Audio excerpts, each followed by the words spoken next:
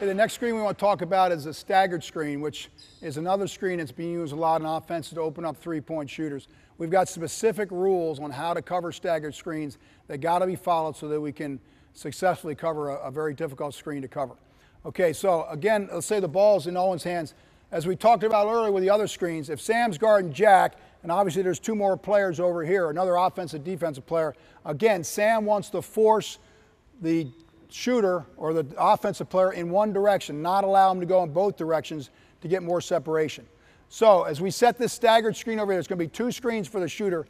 As Owen makes this pass, okay, here are our rules, all right? Bryce is going to set the first screen, and Owen's going to set the second screen. Okay, first let's talk about the defenders on the screeners.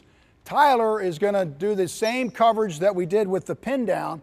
Okay, he's got to have a hand and a head in this passing lane to prevent the offensive player from curling. His other hand should be out here in case Owen were to slip. Okay, so his responsibility is to help with the shooter coming off the screen like we did with the pin down. The first screener, in this case Jake's man, his responsibility is to not allow any slips going towards the rim.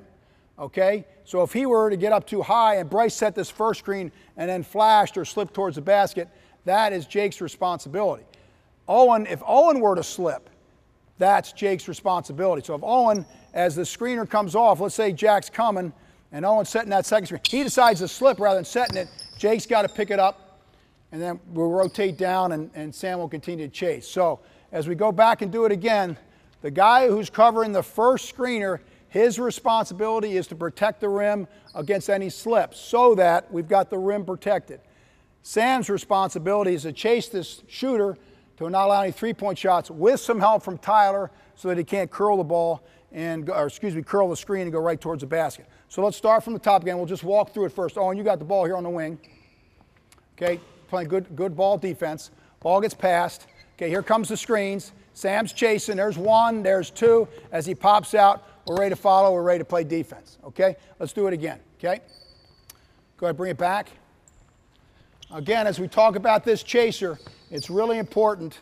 Josh Gosser, our teams in Wisconsin, was one of the great chasers we ever had, and he did a great job of staying low and staying right on the tail and did a great job of getting over screens. You got to be tough. You got to be physical.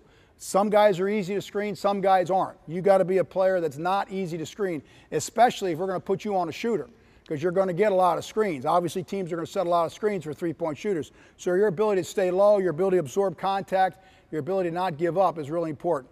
So as Owen makes this pass, we'll go ahead and hop back in here and we'll set these screens up.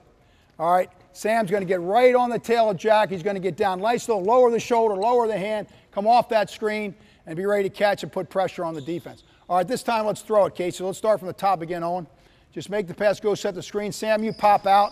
Or excuse me, Jack, you pop out. Sam, you chase. Okay, ready, play. Ball gets passed. Okay, here comes he. Going to chase it hard. Boom, great coverage.